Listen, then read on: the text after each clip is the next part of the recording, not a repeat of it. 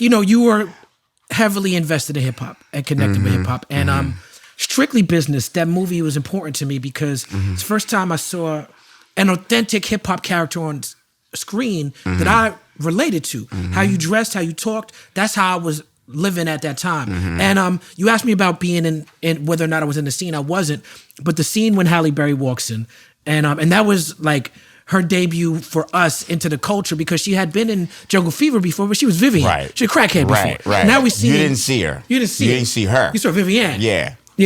Now when she's on the dance floor, first of all, you got Henry and Stretch. Those are my brothers. They went on to dance for Mariah Carey. Later, you got Peter Paul out there dancing. These is the dudes that I was in the clubs with. Yeah. So I'm watching a movie like, yo, you would be in the theater. I know them. You know what I'm saying? That was the first movie that I saw have that. And, shout out to Kim Coles, Isaiah Washington. Oh, the whole you know what I'm saying? Samuel Joe Jackson. Torre. Samuel Jackson. He was Sam Jackson back then. Sam Jackson, yeah. Anne-Marie Johnson. Anne-Marie Johnson. Sam Rockwell. Dennis Leary. This is like an all-star cast. Even the supporting parts. We had but my favorite part of the movie is the first time I saw a blunt being smoked on screen. Was that in the projects of Uptown? Yep. Right? And it's you and Nice and Smooth. Me and Nice and Smooth. And Redhead Kingpin. And Red. Yeah. And my grandmother, Javoti, who my label's named after, was in a Redhead Kingpin video around that time. Oh, really? We don't have no plan B. She was an actress, so she was just playing a role in the video. Redhead Kingpin, I don't think he was acting that good in that movie. He was just laughing and cracking up. Just laughing. He didn't have no lines, so he had to kind of make it work. He was like a Muppet. He just like. But laughing with sound is still a line. Yeah. But yeah, man, Strictly Business, man. Tell us about working on that film. For me, it was a conscious choice. I was really hot at the time, really, really hot, like coming off of just a hell of a run in Hollywood, getting signed with big agencies, and now it's time for me to do my new movie after the success of In Living Color, And so I wanted to make sure that I picked the movie that I really, really wanted. And Strictly Business was the movie I really wanted because it was a science fiction movie. It was a movie about black people working together. So I figured they got Star Wars and they got stuff, they get to look to their future and all this stuff. Why don't I do something where we can look to our future? And so if it's just a kid from the projects and a brother that went to Harvard getting together with a black bank, then maybe I can create some reality in the future by having that just to be seen. You see? It was just one of those things that worked out. I got the part based on the fact that I could do any movie I wanted at the time. And that was the one I wanted to do first. Right. Because that was the storyline. Right. Yeah, I grew up in Washington, D.C., and I grew up partially in New York City. So I have both of those cities in me. So I was around. Y'all was really in Harlem for real. Oh, we was uptown. Not today's Harlem. Nah, it was the Harlem from the 90s. Yeah, where there's pee in the hallway. Pee in the hallway Harlem. Yeah, definitely. Pee in the hallway Harlem. Yeah. Shout out to Mr. Champagne and Boubelet, Andre Harrell. Rest in peace to Andre. Jodeci is performing in the movie because of him. And Diddy was your runner at that time, right? Diddy was. And it behooves my career to say that, It's like, hey, man, he was my assistant, but, outside of that, he was really smart then. He told me, and I was like, that was this kid going to tell me, man. How you going to tell me what to do? Right. He didn't really tell me. He said, I suggest that you cut your widow's peak. And I was like, why should I cut my widow's peak? Who's this kid telling me I should cut? He said, yeah, but when it gets on screen, it's going to look really big. Okay. It looks small now. Okay. And then when the movie came out, I was at the premiere. I was like... He had you like Eddie Munster. It looks like a shark fin. It's like, and I'm like, that kid is onto something. Right. But the thing that was mostly he had me in the city to get to know the part, and he knew where all the artists were. So he was going underground, and that's where I met C. Brown and all of them, Black Sheep, Leaders, all of them. I met all of them in the clubs. He would take me, okay, we're going to this club, we're going to that club, we're walking this person and that person. So he was already starting to put his thing together. And he had the best teachers. He had Andre Harrell. His best friend was Heavy. He was head of A&R of Uptown. He had Russell. Russell was hot at the time.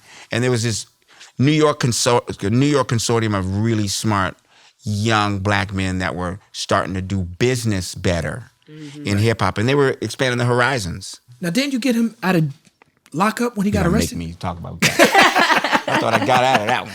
I got out of that one. Yeah, it was just circumstantial. Well, I was there. You know, it was circumstantial. I mean, he dropped me off at the set. Big Italian dude was like, "You got to park your car over there." You know, he's like, "I'm dropping the guy off, man. You got to park the car over there." He's like, "I'm just dropping him off. I work for him." Right. You know, and he lunged and purchased, you know, just knick-knack paddywhack right here. Knick-knack paddywhack. Yeah, knick-knack nicked him. Nicked him here. Yeah, and he's just like, you know, "Oh my God! Oh my God!" Did he have a speed and then knot? yeah, it was, you know, and so they locked him up or whatever, and he called me late night and said, "They ain't let me out, you know, come down here." So I came down, and I talked the guys into letting him out on his personal recognizances. They knew me from In Living Color. It wasn't because a black dude came. That'll work really good. A black man going to get another black man out of jail. Right. You know, "Hey, yeah, I'm black. Could you let him out?" You know, yeah. "No, we can let you in though. With him." Let you in. Yeah. Oh no, but the whites are gonna run. They're gonna run the Capitol, but you can't. Right. Okay, so that was like the first. I knew. I'm gonna say this. I knew when Craig came out. This was an empire. Yeah.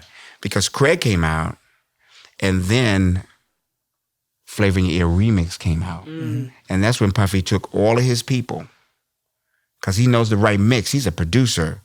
When you saw Flavor in Your Ear Remix, that was a future bad boy right there. Right. Yeah. Right. You saw what he was, that's the Yeah. blueprint. You just mad to get more boosts than ash trees.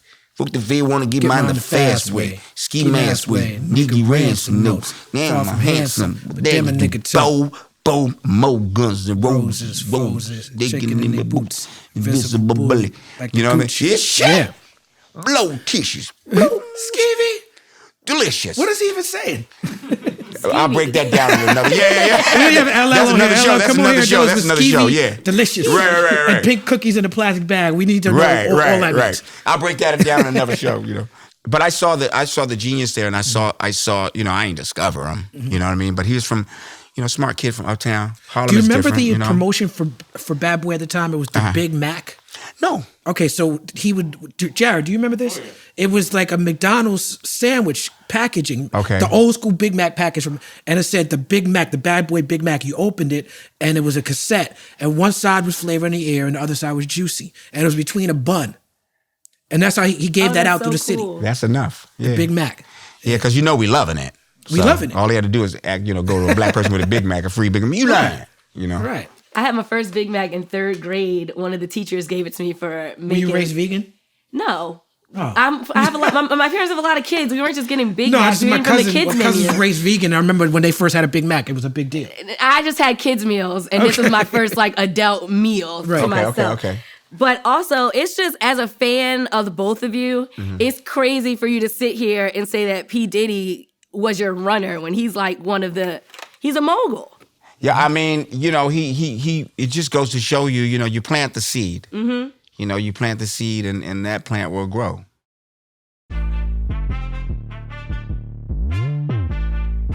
What we done started. Look at what we done started. This the people party. When opportunity knocking, then young nigga move that door. Whoa, get your foot stuck in it, call me young, go get it. Now you can't fuck with it, might as well roll with it. What's the